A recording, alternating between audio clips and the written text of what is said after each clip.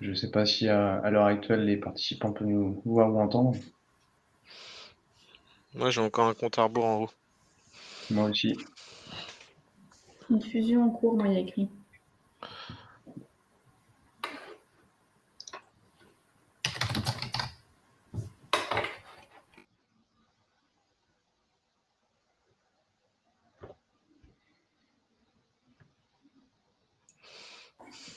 Donc, a Ok. priori, on est en live. Donc, bonjour à tous. Bienvenue pour ce webinaire CERF France dédié au Conseil stratégique phytosanitaire, ou plus précisément comment transformer cette obligation réglementaire en opportunité pour vos exploitations. Donc, je me présente, je suis Mélanie Richard, je suis responsable conseil économique et conseil métier au Conseil national CERF France, qui est donc l'entité qui anime les 57 réseaux CERF France du réseau. Et puis aujourd'hui, donc deux experts du réseau vont aborder avec vous justement les clés sur comment transformer le conseil stratégique phytosanitaire en opportunité pour vos exploitations, notamment comment c'est un levier d'anticipation d'éléments essentiels à la robustesse de vos exploitations.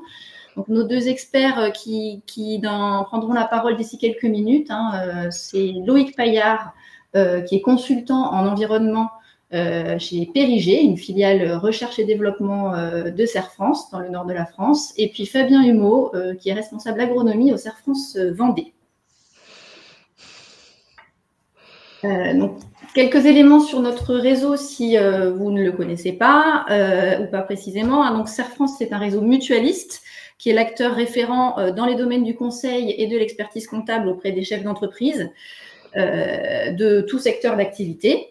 Agricole, mais pas seulement. Le réseau compte plus de 700 agences implantées dans toute la France, avec une logique de proximité pour bien connaître le tissu économique local et les problématiques spécifiques de ses clients sur le terrain. Donc aujourd'hui, il y a 320 000 entrepreneurs qui sont accompagnés par 14 000 collaborateurs du réseau et qui font confiance au réseau sur l'accompagnement de la performance de leur entreprise depuis maintenant plus de 70 ans. Voilà, CERF France est partenaire des entrepreneurs et de la performance de leurs projets. Donc aujourd'hui, le webinaire on va le séparer en trois parties. Enfin, on va aborder au fur et à mesure, dans un premier temps, des éléments de contexte sur comment est-ce qu'on est arrivé au principe d'un conseil stratégique phytosanitaire et dans quel cadre contextuel cela se déroule, c'est-à-dire le contexte réglementaire, comment évolue le contexte réglementaire, comment également le contexte économique et environnemental ou climatique également joue dans est connecté avec cette logique de conseil stratégique phytosanitaire. Et puis ensuite, donc, on viendra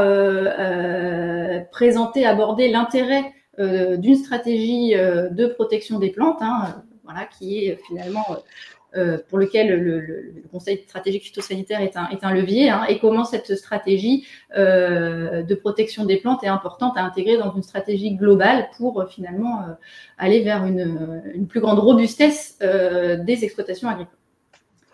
Donc, sans plus attendre, je passe la parole à Loïc. Loïc. C'est ça. Ok. Bonjour à tous. Donc effectivement, avec Fabien, ce qu'on vous propose rapidement, c'est de faire un petit point de contexte sur l'année qui s'est écoulée et puis un peu comment ça s'est organisé au sein du réseau. Et puis après, on déroulera sur un aspect un peu plus opérationnel, sur nos retours sur les premiers conseils, et puis comment aujourd'hui nous on perçoit ces conseils dans une stratégie beaucoup plus globale que simplement phytosanitaire. Donc de façon très succincte, parce que vous connaissez sûrement ça, vous avez sûrement suivi ça, on est sur un sujet qui existe depuis pas mal d'années, à savoir la réduction des phytos, avec un certain nombre de tentatives de l'État d'essayer de réguler cette évolution à la baisse, donc souvent 50% de réduction de phyto. Et donc avec des actualités récentes sur donc une loi Egalim qui nous a mis le fameux CSP sur la table, à savoir séparation du conseil de la vente. Et dans ce cadre-là, à un moment, il faut, en tant que producteur, utilisateur de phyto, donc si je suis pas HVE ou si je suis pas en bio, pouvoir aller chercher du conseil de façon indépendante et essayer de formaliser ça dans le temps pour montrer qu'il y a une évolution, une prise de conscience des calculs d'indicateurs pour voir où j'en suis. Donc aujourd'hui, on ne va pas avoir en exclusivité primeur le nouveau décret sur comment vont évoluer les CSP dans le futur. On a juste ce qui est sorti en consultation. On en reparlera s'il y a besoin. Mais c'est pas forcément ça l'état d'esprit dans lequel on est. Aujourd'hui, nous, on est plutôt en train de regarder ce qu'on a réussi à faire autour de ce sujet-là, qui a été suscité du coup par la loi Egalim, et puis comment demain ça pourrait s'organiser ou s'intégrer dans un conseil plus global autour de l'amélioration de la stratégie des exploitations. Donc il y a eu effectivement un rejet du règlement là, européen qui a fait un peu sourire pas mal de monde dans la plaine là récemment. Donc effectivement, il y a aussi une organisation européenne qui cherche à réguler l'évolution des phytos. Faut pas crier victoire entre guillemets trop tôt. On a encore des négos en cours et peut-être que le règlement sûr reviendra. Voilà, pas autrement, peut-être un peu aménagé, j'en sais rien, mais en tout cas, on sent qu'il y a une forte contrainte réglementaire qui arrive sur ce paysage et aujourd'hui, il faut le prendre en compte. Que ça soit maintenant ou en 2027, il faudra le prendre en compte parce que effectivement, il y a une pression importante. Bon, de toute façon, on a des arrêts d'homologation au-delà du fait de ces règlements et des plans Ecophyto 2030 et les précédents. On a énormément de matières actives qui sont sur la sellette là récemment et qui vont l'être par la suite, donc à surveiller. Alors, on est sur la sellette, on peut être réhomologué ou pas. En moyenne, il y a la moitié des produits qui passent à la réhomologation, mais voilà, donc à surveiller parce qu'effectivement, ça peut, sans forcément contraindre les gens à une réduction, ça peut au moins amener des changements de pratique et d'usage parce que sous la contrainte de l'absence de la matière active qui allait bien, on est obligé de trouver d'autres stratégies, souvent moins efficaces, plus coûteuses, qui combinent plein de leviers parce que souvent, bah, voilà, c'est pas évident. Alors Ecophyto 2030, il y a eu pas mal de communication et il y en aura encore. Je vous ai mis là, rapidement les objectifs, les actions qui sont prévues. Ça va se décliner plus concrètement. Il y a aussi eu des rapports récents là d'une commission sur les différents plans Ecophyto et puis peut-être leur difficulté à faire évoluer les pratiques terrain. Donc, il y a aussi des propositions qui ont été formulées et qui seront peut-être prises en compte pour la suite. Bon, en tout cas, tout ça pour nous amener à une vraie question sur demain, comment on fait sous contrainte climatique, sous contrainte réglementaire, sous contrainte des fois aussi sociétale. On est pas mal regardé. Les gens commencent à regarder un peu la qualité de l'eau. Il y a des usines qui se montent. Enfin bref, tout ça pour nous montrer que le contexte, au-delà de la date du CSP 2024 ou 2027, de toute façon, on a quand même une pression forte sur ces questions-là et forcément à essayer d'y réfléchir et puis d'organiser sur le terrain ce qu'il faut pour que les producteurs puissent continuer de fonctionner. Pour ajouter là-dessus, je vous ai mis l'évolution récente. Alors, c'est les quantités de phyto et les différents plans. Là, à chaque fois qu'il y a un petit picto, c'est qu'il y a eu un plan. Donc, effectivement, il y a une baisse là ces dernières années des quantités vendues. Alors, il y a eu aussi des effets un peu d'aubaine des fois de gens qui ont acheté au dernier moment, sachant que l'année suivante, les redevances pollution allaient changer. Donc, voilà. Donc, il y a des fois des effets de seuil comme ça où d'un seul coup, on a l'impression qu'il y en a beaucoup, l'année suivante, pas beaucoup.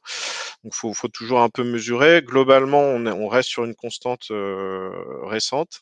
On a une baisse des CMR, ça c'est validé. Alors c'est aussi du fait des arrêts d'homologation. Les CMR sont souvent les produits qui sont ciblés prioritairement pour les réhomologations. Et une hausse tout doucement des produits de biocontrôle. Bon, après, à voir sur le terrain.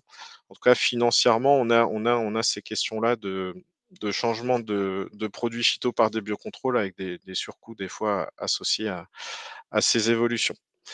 Au-delà de tout ça, au-delà des aspects un peu réglementaires, on a, et c'est assez bien documenté, des impasses techniques, des résistances aux phyto qui existent.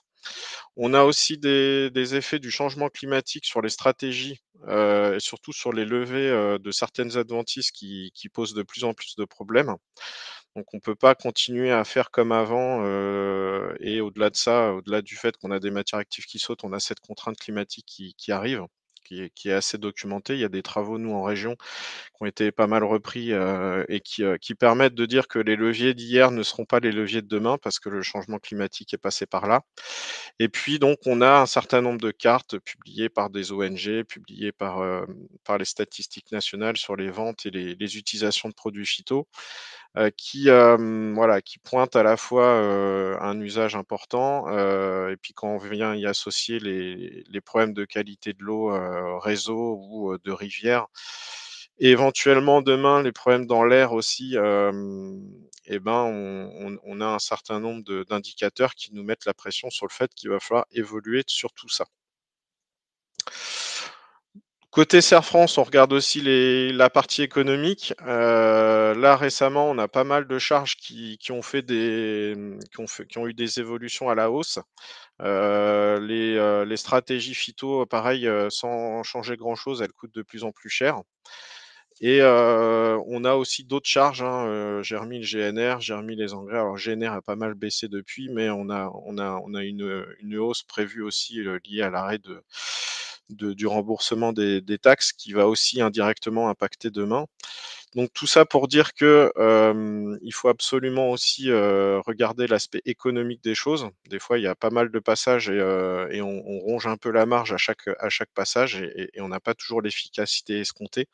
Donc c'est aussi un problème, au-delà d'un problème environnemental, ça peut être aussi une vraie question économique d'optimisation de la rentabilité de certains itinéraires techniques, de regarder tout ça. Voilà à peu près. Je te laisse la main, du coup. Ouais. Merci Loïc. Je prends la suite de la présentation. Donc Fabien Mo, je suis responsable de l'agronomie au sein du Serre France Vendée.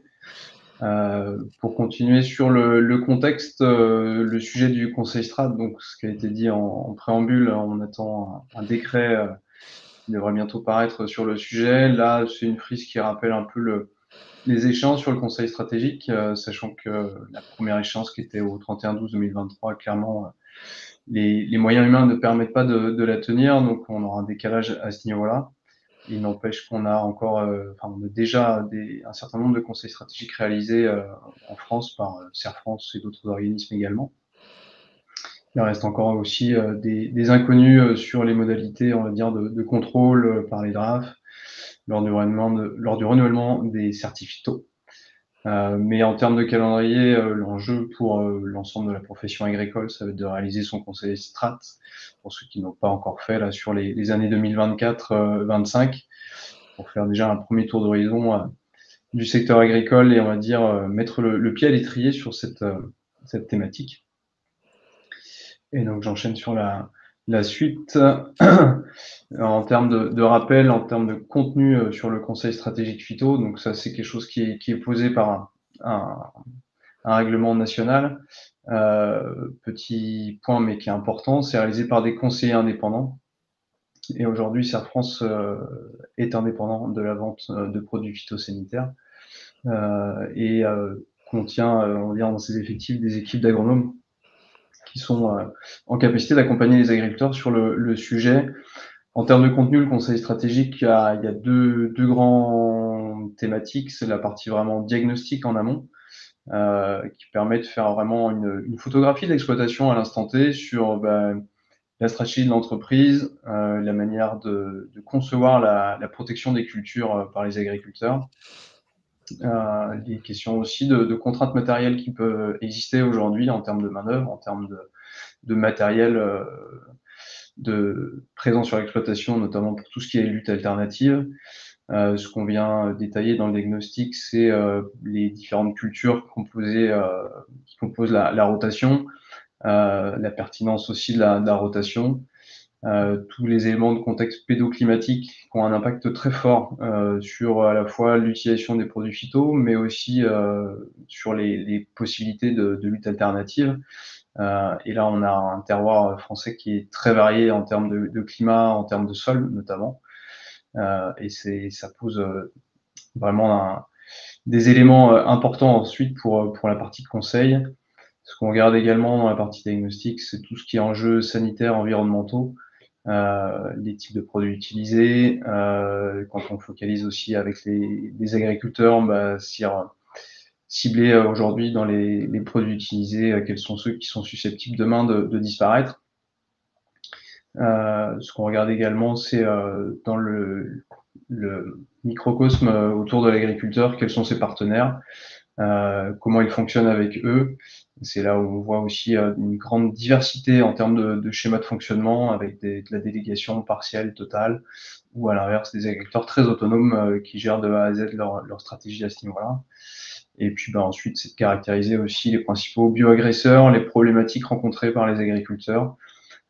Les premiers retours des diagnostics réalisés permettent de tracer déjà des grandes lignes aujourd'hui sur des problématiques qui peuvent être partagées, on va dire, sur tout type de territoire. Et puis à l'inverse aussi parfois des problématiques locales très, très ponctuelles.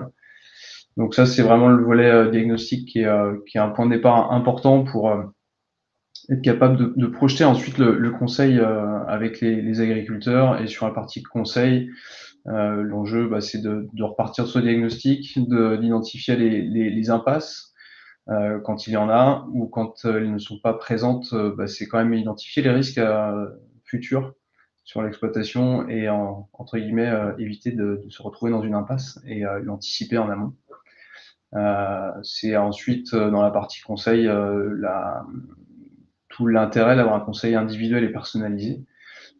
C'est d'être capable de prioriser les leviers en termes d'investissement matériel, humain également. On se rend compte que le facteur temps de travail peut poser parfois aussi des contraintes fortes à ce niveau-là. En termes aussi de compétences des agriculteurs ou on va dire, d'autonomie ou de délégation dans leur gestion des itinéraires techniques qui posent aussi on va dire, un gradient de progression selon les agriculteurs. Ça, c'est vraiment le rappel du contenu du Conseil stratégique phytosanitaire. Au sein du réseau Serre France, si je reprends un petit peu notre historique, on a différentes approches du Conseil. La première qui a démarré il y a maintenant quelques années, c'est le volet vraiment réglementaire. Tout ce qui va être déclaration PAC, où on accompagne nos adhérents, tout ce qui va être traçabilité, registre phyto, tout ce qui est en lien avec la fertilisation, plan prévisionnel de fumure, cahier d'épandage. Donc ça, c'est un sujet aujourd'hui qui est bien ancré au sein du réseau Serre France. Avec ça, vous avez les pictogrammes des différents outils qu'on peut utiliser ou mettre à disposition de nos adhérents pour travailler cette traçabilité. Et puis ensuite, dans le réseau Serre France, il y a également une approche, on va dire, plutôt volontariste, avec de l'accompagnement individuel en termes sur différentes grandes thématiques, mais les premières qu'on identifie, c'est l'accompagnement agronomique. Donc il y a des agronomes au sein du réseau qui accompagnent les adhérents avec à la fois une phase, on va dire, diagnostique, compréhension du système d'exploitation, mais aussi derrière accompagnement sur un plan d'action avec de l'accompagnement terrain, des visites de parcelles, de l'accompagnement technique sur, on va dire, tout l'itinéraire technique, du semis, du travail du sol, du choix de la rotation, jusqu'à tout l'accompagnement, protection des plantes, fertilisation. Donc ça fait partie des métiers aujourd'hui émergents au sein du réseau Serre France. Dans les accompagnements qu'on réalise également, ça va être en lien avec tout ce qui est mesures agro-environnementales pour les agriculteurs qui s'engagent dans des cahiers des charges. Il y a de l'accompagnement également sur les sujets carbone Pourquoi on parle de carbone dans le conseil stratégique phytosanitaire? Tout simplement parce qu'on est sur des sujets qui sont partiellement liés, puisqu'on est sur une approche globale d'exploitation et les sujets, on va dire, phyto, fertilisation et in fine, émissions de gaz à effet de serre, empreinte carbone de l'exploitation, reviennent à des leviers techniques communs, in fine.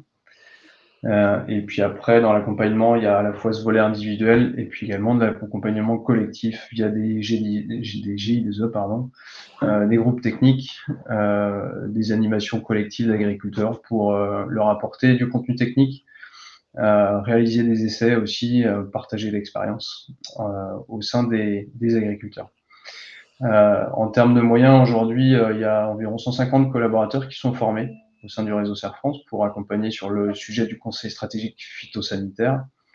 Et en date du mois de septembre, on avait 1800 conseils stratégiques réalisés sur l'ensemble du réseau Serre France. Alors c'est un chiffre qui est en constante évolution au fur et à mesure des collaborateurs formés et de la concrétisation à ce niveau-là. Le conseil stratégique phytosanitaire s'intègre donc.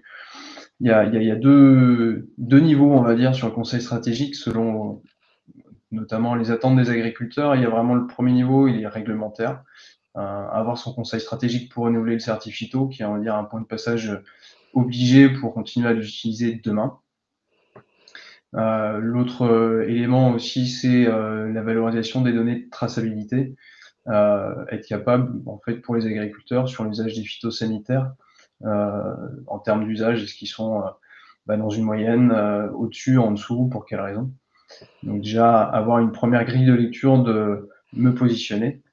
Et puis ensuite, le conseil stratégique phytosanitaire permet aussi de s'engager ensuite sur des démarches un peu plus volontaires en se disant demain, on a des agriculteurs qu'on rencontre qui sont utilisateurs, mais on le souhaite de travailler autrement, de réduire leurs impacts.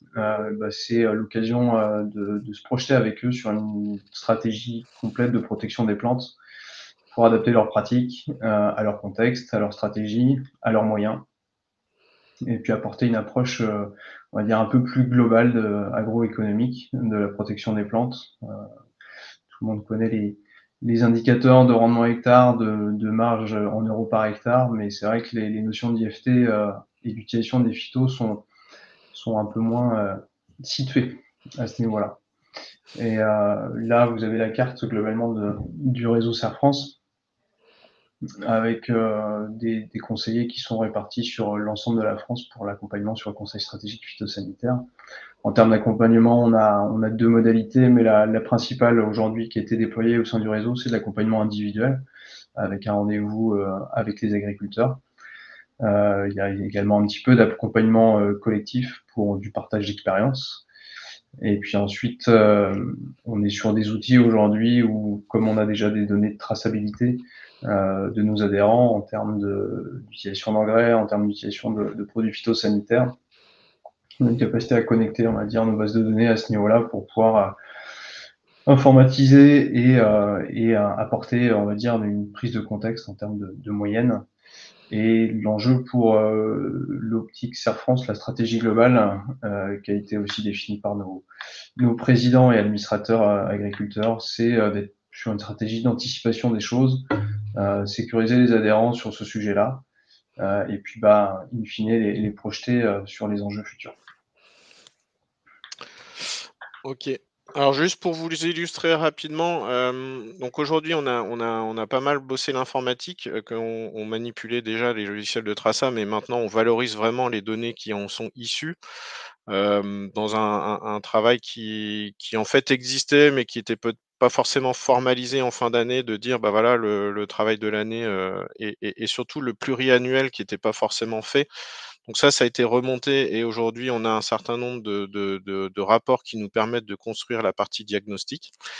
Il y a un travail aussi qui est fait, alors qui est assez hétérogène en fonction du nombre de clients accompagnés sur les territoires en traçabilité, qui était de constituer des données annuelles par culture et par cible sur les indices de fréquence de traitement, donc un indicateur qui permet d'essayer de réfléchir ou en tout cas de positionner des enjeux de quantité de phyto par hectare.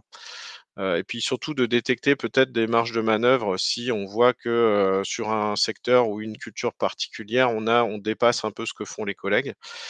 Donc c'était construit et ça continue d'être, amélioré dans le temps. Sur la partie diag, on a aussi toute la partie contexte qui a été aussi pas mal épluchée dans le sens où, on a des exigences réglementaires qui s'imposent, à savoir des positionnements par rapport à des captages ou en tout cas l'engagement de certains sur des groupes au sein de captage, donc avec les MAE et cetera. On a cette question des Natura qui revient régulièrement. Alors on l'a un peu dans un jeu et puis on en a certains qui pourraient avoir un pied dedans où il faut qu'ils connaissent un peu ce qui s'y passe, les contraintes associées pour pas se faire piéger demain si jamais il y a des pratiques qui sont pas compatibles. On a les cours d'eau, donc là les fameuses, ZNT cours d'eau, protection des cours d'eau et cetera qu'on rappelle aussi. Plus récemment, donc on a les distances de sécurité riverains qui sont venus un petit peu aussi, complexifier le l'ensemble, à savoir, bah, voilà, il y a des produits qu'on a le droit de mettre, pas de mettre, des distances, des chartes et cetera. Donc là, on essaye de démêler tout ça et de bien réaffirmer ce qu'il faut faire et ne pas faire pour pas se faire avoir non plus. Et donc tout ça dans un contexte pédoclimatique qu'on essaye de caractériser sans forcément aller refaire des analyses partout, mais au moins bien comprendre là où on est et puis des enjeux associés, battance, ruissellement, pente, et cetera. Et puis le contexte annuel météo qui joue pour de façon monstrueuse sur les résultats, en termes d'IFT, entre autres. C'est pour ça que c'est intéressant de construire des références annuelles et par culture. Parce qu'on a tous tendance à aller chercher des références, publiques, mais qui sont un peu datées. Et puis 2022-2023 ou 2021, c'est 3 années qui sont complètement différentes avec des pressions, sur les maladies, les levées d'adventistes qui vont varier. Donc c'est toujours intéressant si on veut pouvoir faire des comparaisons de se positionner, sur des choses, comparables. Les traçabilités, on essaie de valoriser aussi un maximum de données. Alors on croise avec d'autres bases de données sur justement les produits retirés de l'année, les distances de sécurité. On a aussi toutes ces questions de réhomologation et les dates de substitution prévues. Donc c'est pas que les produits ou les matières actives vont sauter, mais au moins il y a une question qui sera posée au niveau européen sur, est-ce qu'on les maintient ou pas? Donc il faut être aussi à un moment dans l'anticipation de dire: «Demain, si on m'enlève telle ou telle matière active, est-ce que je sais encore faire sans?» Après on y met aussi des enjeux liés à l'environnement, le danger pour l'environnement. Donc c'est aussi un indicateur qu'on suit qui est pas forcément réglementaire, pour l'instant en tout cas. Ce qui est sûr, c'est que les arrêts d'homologation poussent les usages vers des matières actives un peu uniques, c'est-à-dire qu'on a une forme de spécialisation sur certains usages, et certaines cibles qui font un peu peur. C'est pour ça qu'on aime bien aussi regarder les quantités utilisées, parce qu'à un moment, on se dit que les produits, qui nous restent aujourd'hui, peut-être ce sera ces métabolites-là ou ces produits-là qui ressortiront demain dans nos captages. Donc il faut que par anticipation, on fasse attention à quelle matière active de quelle matière active on parle. Et puis sur l'aspect plus santé sécurité, on a toujours les CMR2, donc à la fois qui sont réglementés sur les distances au tiers et puis, à choisir, s'il y a des EPI à mettre, il faut absolument se prémunir de ces produits-là parce que c'est vraiment ceux-là qui peuvent être compliqués. On a de moins en moins de CMR1, on a des CMR2 qui des fois repassent en 1. On a des nouveaux CMR2 de temps en temps aussi, donc tout ça, on fait un bilan de fin d'année, et par anticipation, de reconstruction de programme pour les années suivantes pour être sûr de savoir ce qu'on manipule.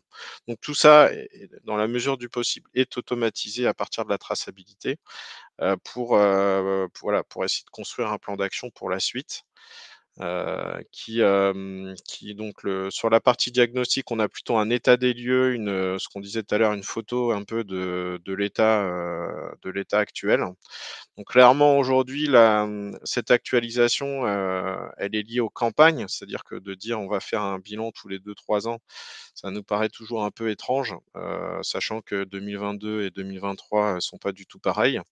On a, des stratégies qui restent assez proches de protection des plantes, de façon globale. On ne va pas avoir d'un seul coup la liste des produits qui change ou quoi que ce soit, mais à la fois parce qu'on a des contraintes qui tombent là en ce moment assez fréquentes, c'est-à-dire qu'on a énormément de changements là, cette année. Je sais pas, les actus réglementaires, on en avait à peu près une par mois sur l'aspect phyto.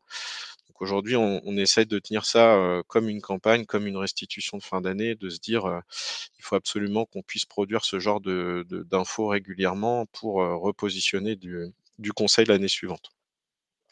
Donc on essaye de faire un état des lieux qui peut ressembler à ça.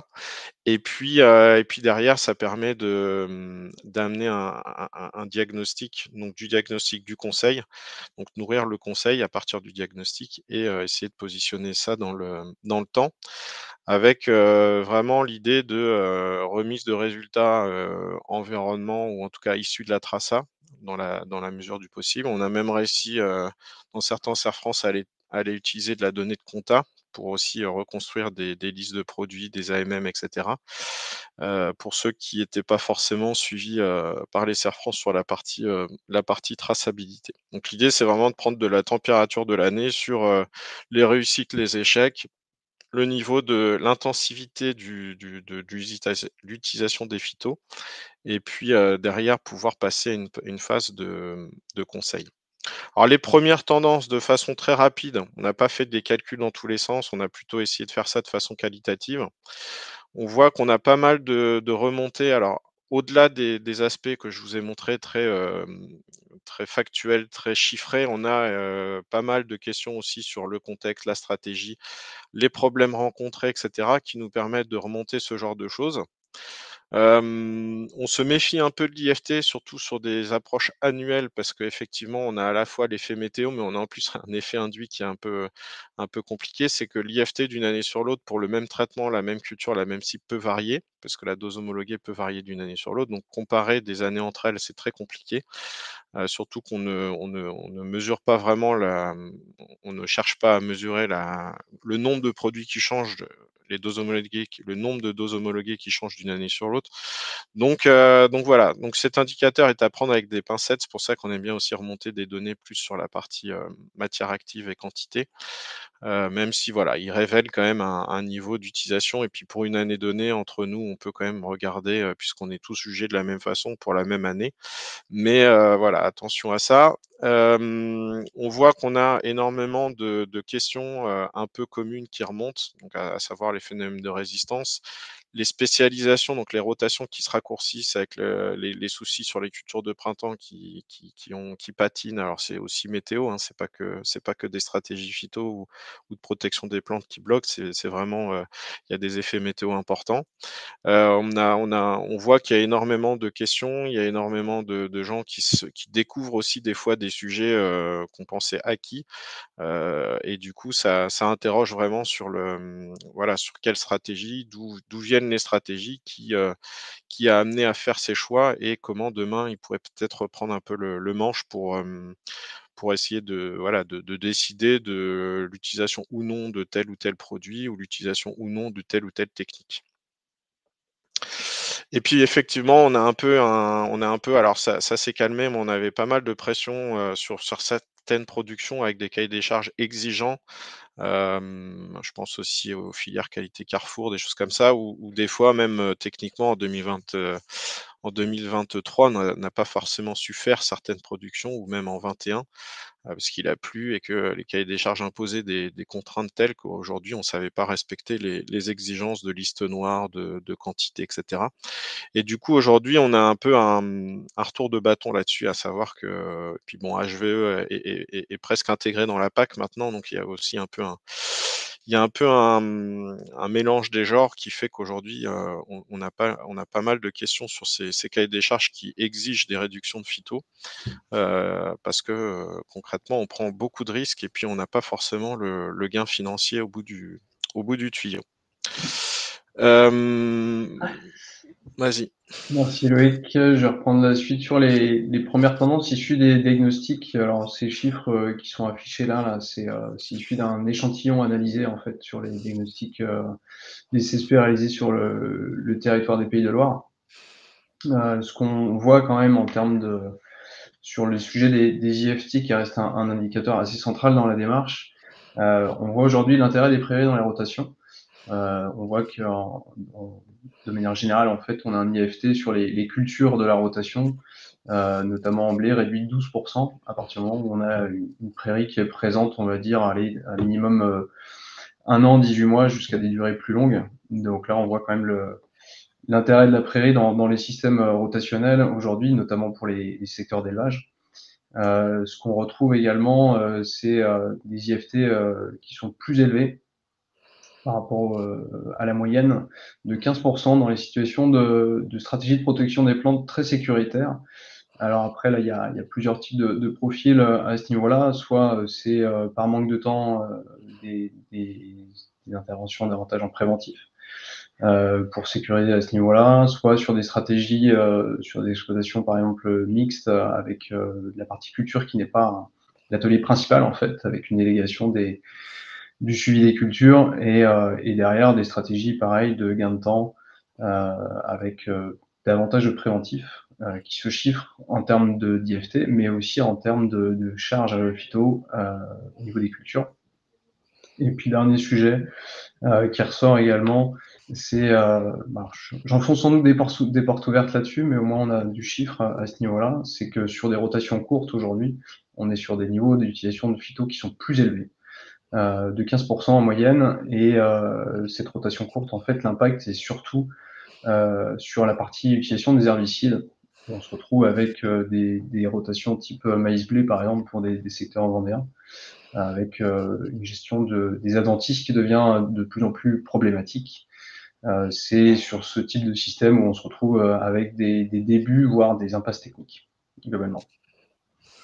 Si j'enchaîne sur la partie contenu du conseil stratégique phytosanitaire, il se décompose de plusieurs éléments. L'enjeu, c'est de discuter avec les agriculteurs du plan d'action, en fait, proposer des idées par le conseiller. Après, c'est les agriculteurs qui s'emparent des sujets en fonction de leur appétence technique, de leurs compétences aussi.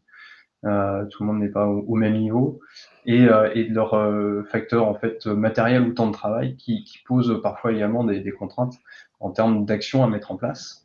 Et derrière, ce qu'on cherche aussi beaucoup à regarder, c'est sur chaque levier technique choisi en fait, en termes d'impact à la fois économique, à la fois en termes de main-d'œuvre, temps de travail ou d'organisation, et puis en termes d'impact environnemental, en termes d'IFT, matière active, sur les cultures. Ça, sur la partie conseil, ça c'est des exemples issus de conseils stratégiques réalisés avec les adhérents. Dans les premières tendances, entre guillemets, qu'on peut avoir en termes de conseils sur les sujets de réduction des fongicides, parfois on est sur des leviers d'action qui sont sur le papier assez simples, qui paraissent évidents, mais éviter tout ce qui est traitement inutile, et ça veut dire derrière en fait s'informer, faire des tours de parcelles, évaluer les risques avant d'intervenir. Ça reste voilà, un élément technique indispensable dans le métier d'agriculteur pour positionner correctement au bon moment les produits, maximiser l'efficacité et potentiellement aussi réduire les utilisations. Typiquement, la question qu'on peut avoir terrain, hein, faut-il faire un T1 en fongicide ou est-ce qu'on peut le moduler ou le supprimer et se focaliser sur le deuxième traitement, davantage la dernière feuille étalée. Là, c'est des sujets techniques. Et après, sur les éléments de conseil, oui, Julien, tu reviennes légèrement sur la diapo précédente, s'il te plaît. Sur des leviers aussi parfois pas assez peu utilisés en fait, mais sur la gestion des adventices, des questions de nettoyage de matériel. Sur le papier, ça paraît simple comme idée. Techniquement, c'est complexe à mettre en place lors des phases de moisson, puisque les récoltes peuvent être faites par un tiers. Mais c'est aussi des leviers d'action qui sont pertinents demain pour limiter les propagations, notamment de datura, par exemple, sur les cultures de printemps. Si on prend la diapo suivante, donc des actions simples, complexes. Ça, c'est un autre exemple aussi de plan d'action. Quand on parle de sujet phyto, on se rend très vite compte que on parle pas seulement phyto, in fine, que la gestion des adventices, elle se fait entre autres via des sujets rotationnels, via des sujets travail du sol, notamment le recours au labour. Est-ce qu'il est fréquent? Est-ce qu'il est ponctuel? On a aussi la question de la gestion de la fertilisation qui a un réel impact aussi sur des pressions adventices à la fois dans la culture et dans les cultures suivantes. Donc c'est là où au final, d'un sujet phyto, on va parler également travail de sol, fertilisation et en fait approche globale de l'exploitation qui permet en fait de mettre en place des stratégies efficaces in fine de réduction de phyto. en termes de première tendance sur les éléments de conseil apportés aux agriculteurs, hein, on remet en avant quand même l'importance d'un conseil technique indépendant pour les agriculteurs, qui est nécessaire en fait pour monter en compétences, être plus fin dans la gestion des cultures, et que ce soit sur un conseil individuel ou sur de la formation collective. On se rend compte aussi qu'il y a un travail encore sur la partie optimisation des doses, réduction des doses, positionnement aussi des produits en termes d'hygrométrie, température, stade des cultures. Dans les éléments de conseil également, on se rend compte que l'alternance des matières actives est un sujet qui est encore assez peu ou mal cerné dans certains cas, notamment sur la gestion des herbicides, qui doit être en fait sur une réflexion pluriannuelle voilà, un désherbage céréal aujourd'hui qu'on fait en 2021-22, l'enjeu c'est qu'en 2023, c'est d'en avoir un différent pour éviter les apparitions de résistance qui sont actives, on va dire, les résistances dans les zones céréalières de plaine, mais qui viennent également dans les systèmes d'élevage petit à petit. Ça remet aussi dans les éléments de conseil à l'importance de la rotation. Pour faire le lien avec les niveaux de consommation de phyto, on se rend compte que plus la rotation se diversifie, plus on arrive à travailler sur le sujet, sous réserve de ne pas être dans une impasse en amont. Dans les éléments de conseil également, tout ce qui va être mélange de variétés en blé tendre notamment, pour gérer la partie maladie.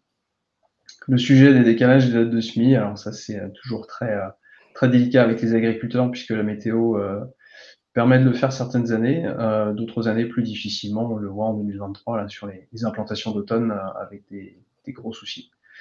Et puis après, travailler tout ce qui va être levier alternatif, couverture du sol, nutrition de la plante pour travailler en fait son état de santé et limiter, on va dire, l'apparition et la propagation des maladies globalement. Les questions également de travail du sol qui sont très importantes à la fois pour la gestion des adventistes, mais aussi en termes de consommation de carburant et matériel hectare. Et puis de l'importance de la formation, de l'information des agriculteurs sur les sujets phyto et plus généraux. Sur le conseil stratégique, on a identifié, on va dire, des limites, des opportunités. Ça peut être perçu comme une surveillance des pratiques vis-à-vis des agriculteurs. Après, l'opportunité, c'est vraiment de créer de la référence au service de nos adhérents. C'est les démarches qui ont été faites de ressortir des bilans de campagne en termes d'IFT à ce niveau-là. C'est aussi tout l'enjeu du partenaire en fait et de qui appartient à la donnée derrière. Donc c'est d'avoir un partenaire globalement qui fasse en sorte que la donnée appartienne bien à l'agriculteur et pas à la structure. Il y a une notion de complexité, de bureaucratie. On voit beaucoup d'agriculteurs qui arrivent sur le conseil stratégique avec, on va dire, pas forcément beaucoup d'entrain sur le sujet, mais l'enjeu, c'est vraiment de se projeter sur l'avenir, de parler de technique et de levier demain. En termes de coûts et ressources, aujourd'hui, c'est vrai que le CSP est vu comme un coût supplémentaire sans forcément de gain.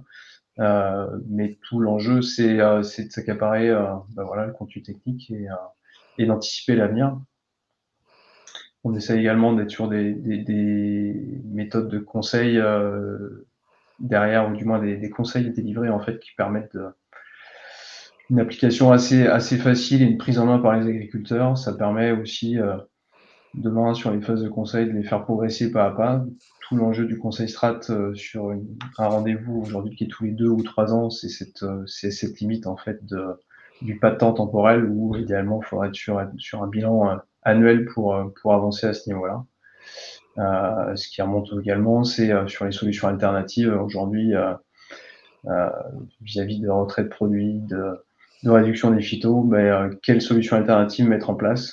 Et c'est aussi l'intérêt du conseil stratégique, c'est de diffuser, on va dire, l'innovation qui existe au sein des exploitations, de groupes d'agriculteurs pour diffuser plus largement aux adhérents. Voilà, sur les limites et opportunités du conseil strat. Et je passe la main à Loïc. Ouais. Alors juste pour finir, ce qu'on voulait aussi remonter et qu'on avait en tête, il n'y a pas eu de découverte, mais aujourd'hui on sent bien que Tout ce qu'on s'est dit sur le contexte, tout ce qu'on s'est dit sur la façon de faire, de valoriser les données, de les utiliser pour essayer d'être pertinent sur la partie conseil, c'est quelque chose qui existait déjà dans l'ADN des Serre France, peut-être sur plutôt un volet économique, où on utilise plutôt des résultats économiques d'habitude pour essayer de piloter ou de réfléchir à une stratégie d'évolution. On sent bien qu'aujourd'hui, on a un élargissement, on a des boîtes qui tournent très bien économiquement et qui ont des stratégies phyto déléguées ou ils ont sorti une partie de ce suivi et ils l'ont délégué ou ils l'ont sous-traité à d'autres. Et aujourd'hui, peut-être ça peut être intéressant de reprendre la main là-dessus, sachant que les béquilles phyto qui étaient très utiles, efficaces et pas chères, en fait, on nous les enlève tout doucement. Si on n'en a pas d'autres pour pallier à ces substitutions, peut-être demain, ça pourrait coincer. Donc voilà, en plus, le contexte climatique, lui, s'impose. Il n'y a pas de décret pour dire que cette année, il va pleuvoir ou pas. Et là, c'est les aléas, on va en avoir de plus en plus et ils ont un effet important sur nos choix.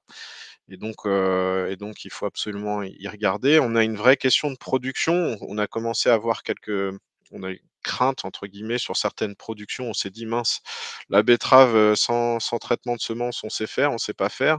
Et demain, ça sera quoi? Alors quelque part, on a quelques signaux faibles qui montrent qu'on n'est pas les seuls à s'inquiéter, hein. Il y a aussi des gens qui regardent. Les filières sont aussi très interrogatives sur demain. La production, les gisements seront toujours-ils là pour remplir voilà, nos filières? Donc c'est une vraie réflexion. Mais l'idée, c'est vraiment d'anticiper tout ça, d'être dans une forme d'organisation un peu plus globale, de réflexion globale sur le long terme. Nous, on fait de l'accompagnement sur des logiques d'amélioration continue depuis beaucoup d'années. Alors plutôt en environnement, mais aujourd'hui, on peut l'appliquer un peu dans tout. Moi, je vois vraiment le conseil stratégique et le diag comme un outil de positionnement annuel et d'essayer de gagner des points tous les ans pour essayer de maintenir le cap et puis de continuer à produire comme on l'a fait, et puis essayer d'anticiper peut-être des contraintes qui arrivent. Ça ne passera que par, ce compteur sur le vélo, à savoir un moment où est-ce que j'en suis et où est-ce que je vais? Qu'est-ce que j'utilise? Il y a un vrai souci de connaissance. C'est hyper compliqué les phytos, de savoir les nouveaux, les anciens, les réhomologations, les réétiquetages, les renommages, les et cetera, les packs et cetera. C'est vraiment un secteur très compliqué. Donc aujourd'hui, je vois pas trop comment faire, pour maintenir tout ça sans passer par du conseil. Alors après, la question de l'indépendance, elle est vraiment posée parce qu'aujourd'hui, c'est vrai que les constats qui sont amenés, ils sont vraiment sur ça. C'est-à-dire qu'aujourd'hui, c'est beaucoup plus facile d'aller demander à celui qui connaît et qui vend que d'aller chercher quelqu'un et de payer quelqu'un en plus pour se faire expliquer le mode d'emploi de tout ça. Et du coup, aujourd'hui, il y a cette vraie question de, voilà, de comment demain les agriculteurs peuvent trouver de l'info. Il y a plein de canaux différents, il faut les croiser certainement. Il y a aussi énormément de technicité qui est retrouvée sur le territoire par les agriculteurs. Il y a aussi de l'info qui descend des instituts techniques. Voilà, il faut avoir tout ça dans le paysage, essayer d'évoluer. Il y a un certain nombre de transitions qui s'opèrent, alors qui ont plein de noms différents et qui, à mon avis, ont toutes quelque chose à apporter. On a un peu une crise du bio en ce moment, mais les bio, ils sont encore là, ils continuent à avancer. Ils ont vraiment, réfléchi et de la technicité sur certains sujets qu'il faut absolument regarder parce que quelque part, ils se sont imposés l'arrêt des phytos avant tout le monde. Après, il y a la question des filières et cetera, mais on est d'accord, mais il y a pas de et c'est pas décorrélé de la technicité terrain. Aujourd'hui, il y a des bio qui performent, donc il faut absolument regarder comment ils font regarder comment demain, des techniques, issues de ce type de production peuvent nourrir, des systèmes plus classiques. Bon voilà, il y a énormément de sujets, il y en a peut-être d'autres encore plus. Il y a une vraie prise de conscience par certains, alors souvent dans des contextes un peu compliqués, hein. C'est souvent ceux qui sont confrontés à des contraintes, réglementaires, de captage, ou des contraintes techniques de sol qui décrochent ou de rotation qui sont un peu arrivées en bout de course, qui se mettent à se pencher là-dessus. Ils ont plutôt intérêt puisqu'en fait, c'est plutôt la pérennité de leur structure qui est en cause. Mais il y a aussi beaucoup à se nourrir de systèmes sous contrainte pour voir un peu comment eux, ils fonctionnent, quelles opportunités ils ont trouvées, quel financement des fois. Il y a plein de pistes. Et en fait, on considère vraiment la stratégie phyto comme un système qui ne doit plus nous faire gagner en performance. C'est-à-dire qu'aujourd'hui, on a vécu et peut-être que ça nous a nourris et ça a été une très bonne stratégie, des gains de rendement réguliers, merci la génétique, merci les phytos, merci l'azote. Et en fait, aujourd'hui, on voit qu'il y a un certain nombre de progrès passés qui commencent à montrer un peu des faiblesses parce qu'on a très spécialisé, parce qu'on a des petits, grains dans l'engrenage qui font que tout ça, ne peut pas forcément, continuer. Et donc le futur en plus sera de plus en plus fluctuant. On a dit, les contraintes réglementaires, les prix, je vous ai pas parlé des cours, mondiaux, des différentes matières et cetera. C'est vraiment on va dans un monde fluctuant et dans ce monde fluctuant, Hem, on a eu tendance à s'adapter. Alors à s'adapter à quand on connaît le futur, qu'on sait que le blé va baisser l'année prochaine, bon, bah, forcément on peut changer de stratégie. Mais en fait, comme on n'a plus trop de connaissances du futur, qu'une fois c'est le blé, une fois c'est les pommes de terre, une fois c'est bah, non, en fait, c'est pas la chair frêne, c'est plutôt l'industrie maintenant et cetera et qu'on est un peu volatile des fois sur nos stratégies et ben ça montre ses limites et aujourd'hui, il faut plutôt essayer de gérer l'incertitude, essayer de se dire: «Bah, c'est tout, à un moment, il faut s'y tenir, on a une rotation de prévue, il faut essayer de regarder à long terme». Parce que ce côté volatile, il peut pas durer. On a été trop loin et aujourd'hui, on le paye sur certaines adventices qui nous coûtent cher, parce qu'il y a des rotations courtes et cetera. Et aujourd'hui, l'enjeu, c'est de dire, les progrès, peut-être, ils sont dans la robustesse des systèmes, peut-être la rediversification, peut-être moins rentable à court terme, mais peut-être plus stable dans le temps. Alors ça, c'est très difficile à entendre des fois sur des systèmes où on a envie d'avoir un retour sur investissement et les Serre France ont été aussi promoteurs peut-être de stratégies un peu plus court terme à essayer d'investir sur des filières particulières qui étaient très rentables. Mais aujourd'hui, on ne sait plus trop dire quelle est la filière rentable. Donc aujourd'hui, c'est plutôt de dire, bah, est-ce qu'il ne faut pas essayer de taper large pour demain contenir les contraintes et maintenir des rendements, quoi. Voilà. Donc pour conclure, aujourd'hui, il y a un vrai enjeu de positionner ce conseil stratégique phyto au sein d'une série de conseils sur plein de sujets différents, mais en fait sont tous connectés entre guillemets. Il y a tous des liens. Il y a effectivement plein de leviers qui sont utilisés dans tous ces systèmes. Tous ces systèmes sont sous contrainte aujourd'hui, que ça soit, ce que je vous ai dit, climatique, sociétal, réglementaire, on a des choses qui arrivent. On peut pas faire sans. Donc la question alors c'est toujours facile à dire de dire: «On va transformer des contraintes en opportunités», mais effectivement, il y a un vrai enjeu demain de réfléchir les systèmes autrement. Alors pas tous en même temps, pas tous à la même vitesse, pas tous avec les mêmes enjeux. Faut bien prendre en compte la stratégie des producteurs. Mais la question c'est: est-ce que je suis en train de gagner en performance et est-ce que je suis plus fragile ou est-ce que je suis en train de gagner en robustesse? Est-ce que je serai plus solide demain? Hem, donc voilà. Donc aujourd'hui, cette triple performance économique, environnementale, sociale, parce qu'on a aussi des petits gars à faire, fonctionner dans les boutiques. S'il y a personne et que la boutique est parfaite, on n'ira pas très loin. Donc il faut aussi avoir ça en tête, c'est qu'on a aussi un changement de génération en cours. On a un certain nombre d'approches, des salariés ou des réflexions avec le salarié un peu différentes. Du coup, c'est aussi à prendre en compte dans la stratégie des fermes. Voilà pour conclure. Donc nous, on croit vraiment que le CSP est intéressant au sein de cette galaxie d'approches. Il est une brique, dans le mur à établir. Les délais, les dates, les exigences et cetera, on les intègre, hein, il y a aucun souci. C'est juste qu'aujourd'hui, on croit beaucoup au fait que ça devient un outil, un peu du quotidien, en tout cas annuel des conseillers et des clients et c'est pas si c'est bien fichu, on arrivera à le faire assez facilement à partir des données, saisies et il faut absolument qu'il soit utilisé. Alors après, il y a peut-être des gens qui s'en sortent très bien, qui ont pas forcément un usage parce que les stratégies phyto, ça tourne, donc bah, tant mieux. À ce moment-là, ça permettra de se rassurer, de voir un peu où on en est par rapport aux autres. Mais voilà à peu près la stratégie adoptée, en tout cas en cours de déploiement dans le réseau. Donc on a fini, on est à 52 minutes, on a 8 minutes de questions si j'ai bien compté. Est-ce que vous avez, des choses à nous faire, à nous demander ou des points à revoir? Alors, il y a eu quelques questions plutôt d'ordre réglementaire dans lesquelles voilà, j'ai répondu dans le chat. ceux que ça intéresse, mais donc n'hésitez pas. Donc, il y a une question sur l'obligation de CSP chez les voisins.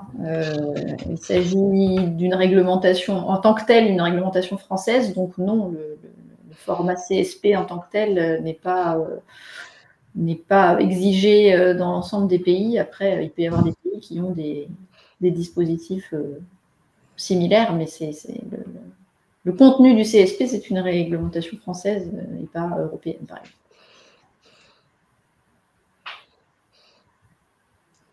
Est-ce que vous avez d'autres questions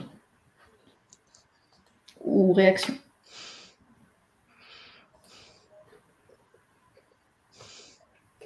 Non. Personne.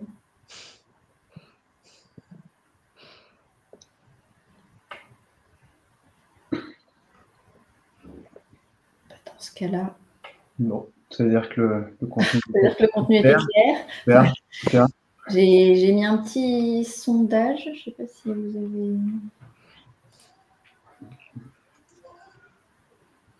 Merci Elsa. Merci pour les retours. Pour éventuellement poser un peu une perspective sur les sujets conseils stratégiques. Aujourd'hui, au sein du réseau, donc on en a 1800 de fait à septembre. Ça va continuer à augmenter.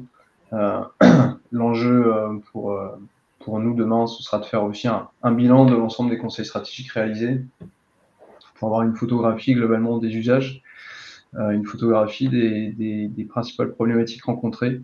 On commence à l'avoir, nous, si je prends le territoire vendéen, on arrive à cibler les principales problématiques qui aujourd'hui ressortent sur les différents CSP réalisés. L'enjeu demain, ce sera de pouvoir éventuellement par territoire, de pouvoir proposer des approches collectives, des approches de groupe pour travailler des thématiques précises et on va dire faire progresser petit à petit, lever les impasses, les contraintes qui peuvent exister aujourd'hui sur l'utilisation des phytos globalement. Je pense que le CSP fera un bon panorama en fait du monde agricole à ce niveau-là. Et puis derrière, je pense que si je parle pour le secteur vendéen qui est particulier, on est un territoire mixte à la fois élevage et à la fois culture. Il y a quand même un vrai sujet d'appropriation de l'utilisation des phytos par les agriculteurs pour qu'ils soient, on va dire demain, les plus affûtés possibles pour positionner les choses, poser un cahier des charges en termes de choix de produits. Ça fait partie, je pense, des enjeux de réappropriation à ce niveau-là par les agriculteurs et de moins déléguer globalement ce qui a été un peu la situation historique avec notamment les entreprises de vente. Alors, il y a une question sur est-ce que certaines filières sont plus en avance que d'autres dans la réalisation des CSP? Est-ce qu'il y a des filières plus moteurs ou qui se sont davantage mobilisées Bien répondre pour le secteur de l'Ouest. Globalement, sur les systèmes de grande culture, en fait, le CSP a été beaucoup plus pris en compte. Ça a été les premiers à se positionner sur le sujet parce que la partie culture et notamment l'utilisation des phytos est centrale sur leur exploitation. À l'inverse, sur les exploitations plutôt élevage où la partie culture on va dire est résiduelle, hein, c'est une vingtaine d'hectares, c'est 20% du chiffre d'affaires de l'année, où l'enjeu c'est vraiment l'élevage et peu les cultures. On est sur une appropriation qui est beaucoup plus faible. On le sent bien, et même lors des rendez-vous réalisés, l'enjeu phyto en fait chez eux reste très limité à aller chercher entre guillemets un gain d'une vingtaine d'euros d'hectare sur 20 hectares. Bon, c'est pas une priorité sur l'exploitation. Donc c'est là où on a un décalage, on va dire, en fonction des différentes filières à ce niveau-là. Après, ça reste un sujet intéressant, même en système d'élevage où en élargissant, en allant un peu au-delà du phyto, en parlant travail du sol, fertilisation, gestion de la fumure, au final, ça revient un peu dans la cour des phytos, mais de manière indirecte.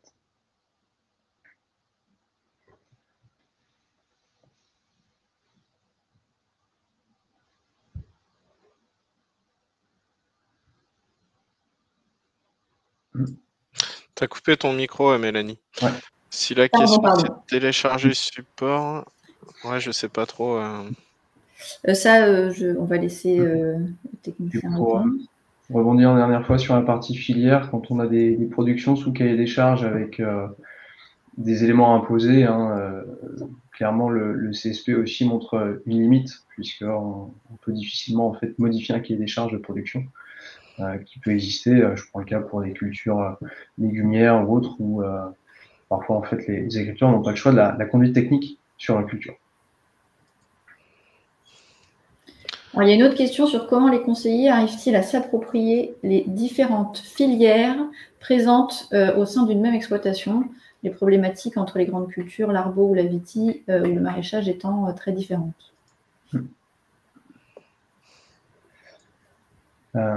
Excellente question.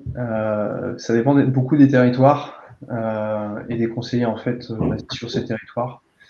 Donc, on va dire que sur tout ce qui est filière Viti, Arbo, si je prends le secteur vendéen qui est mon territoire, hein, ces filières sont assez peu représentées. Donc, c'est vrai que le CSP dans ce type de situation est plus difficile à réaliser, on va dire, puisque c'est des productions plus ponctuelles en fait.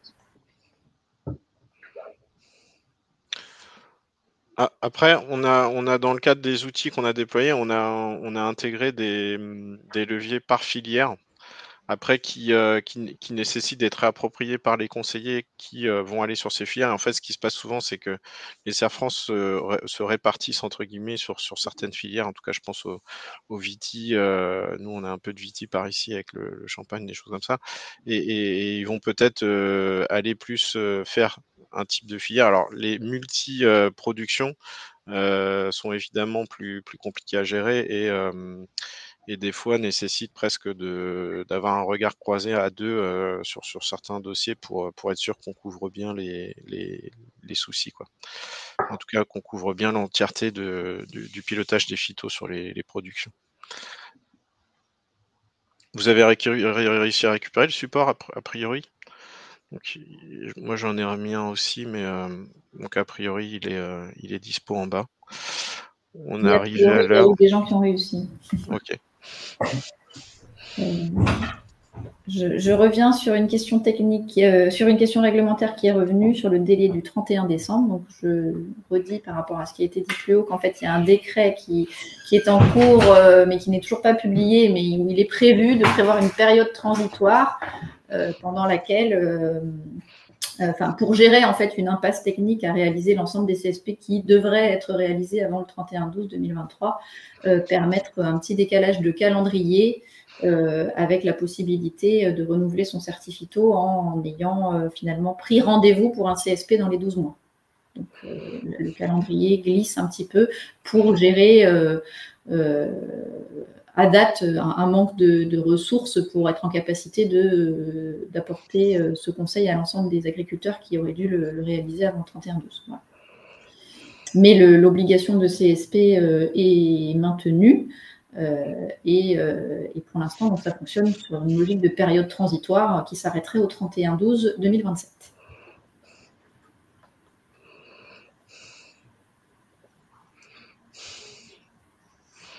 Est-ce que vous avez d'autres questions ou remarques?